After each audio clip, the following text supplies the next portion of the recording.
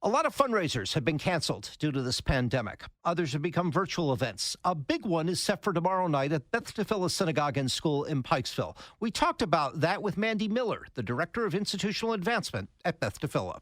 Our Spotlight Scholarship event is something Beth Tefillah has been doing for over 20 years.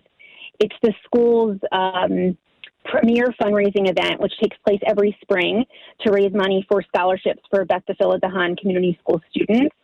We raise funds that support over 50% of our student body. So the event is a signature part of our year at Beth Tefillah. And each year we bring in world-class entertainment and attract 1,500 people to participate in the live event at Beth Tefillah. You plan to bring in, for this year, Howie Mandel, and he's still participating. That's right. In fact, this is the third time that we're having Howie Mandel. The last time was in 2015, and when we had decided to go virtual, we thought bringing back a familiar face that we know everybody loved and connects really well with our audience would be a perfect choice. And is this is usually a fundraising dinner and show, right? That's exactly right. And so how will the event change on June 4th? So the event is taking place all virtually. But it's going to look and feel a lot like a typical Spotlight event. There's going to be inspirational speeches by the leaders of our organization. There's going to be even a performance by our students who were in the middle of rehearsing for a musical that they were getting ready to put on for our school. And so there's going to be a compilation of music featuring our students. There's going to be a highly anticipated school video, which is a signature part of our event every year. We have a beautiful school video that represents Beth Tefillah at its finest.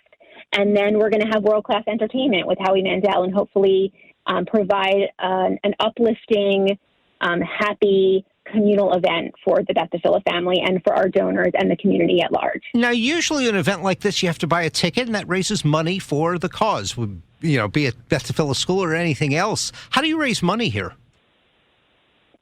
That's exactly right. So Beth Tefillah is fortunate to be able to raise money from very generous sponsors, most of whom have a strong connection to the Beth Tefillah community. And when we decided to go virtual this year, our first calls were to our very generous sponsors who have been so gracious and responded very generously, have stepped up at a time when they know many of our school families are struggling, and those donors that are in a position to give are doing so, and they're doing so as generously as they can. And because of that, we decide... I guess some of these sponsors are businesses, and they too are suffering, right? They too are suffering, and some of our sponsors are not in a position to give. Sure. Fortunately, at this point, we've exceeded where we thought we were going to get, and our sponsors have really been digging deep and have such a strong connection to the school that despite potential immediate setbacks of their businesses, they still want to make an investment in the school. At the same time, we really wanted this virtual event to be an opportunity to bring our community together because it's been so challenging. So we decided that we're not charging anyone to attend the event. Sure. Anyone who's a part of the Beth Tefillah community can log in and feel a part of it. We're going to have a live fundraising component that's going to take place during the event so that those who are watching who feel compelled to do so can make a gift immediately as they're watching. You got any advice for any other organization that's trying to do this? I mean, what have you learned through this whole process? I would say that you have to know your donors and you have to know your community.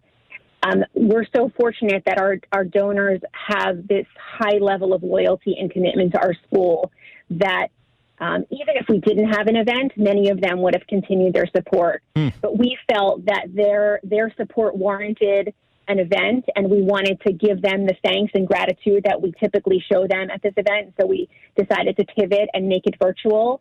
And we've been thrilled with the response so far. I think people are really looking forward to an uplifting, happy evening for the school. And I guess it's unlimited attendance, too, or do you you don't really limit the attendance, unlike a live event? That's correct. In fact, one of our most significant expenses associated with the event is ensuring that we have the technology to make sure that we don't have any crashes and that it goes off smoothly. So we're confident that it's going to be smooth, and we're going to be able to, we already have attracted people who otherwise wouldn't be able to come. In fact, we've heard from alumni around the world who are planning to log in. We've heard from grandparents who live out of town that this is the first year they're able to participate. And so it seems that this accessibility has really been a plus for us, and that we're going to attract people who otherwise have not been able to attend. That is Mandi Miller of Beth Tefillah. You're listening to WBAL News Now Extra here on WBAL News Radio 1090.